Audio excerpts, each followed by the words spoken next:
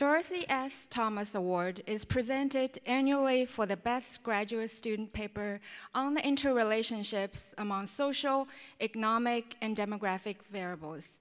First, I would like to extend a big thank you to the hardworking committee members. They are Jason Fletcher from University of Wisconsin, Tara McKinnish from University of Colorado, Coulter Mitchell from University of Michigan, Jeffrey Passo from Pew Research Center, Leah Van Way from Brown University, and Catherine Young from Emory University.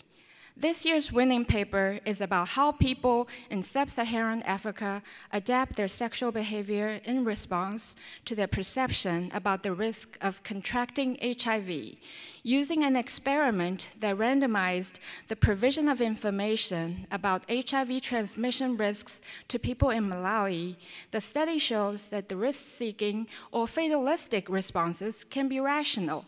People sometimes respond to the information on higher risks by having more risky sex instead of less. The results have important implications for understanding how the HIV has shaped both fertility and mortality in sub-Saharan Africa.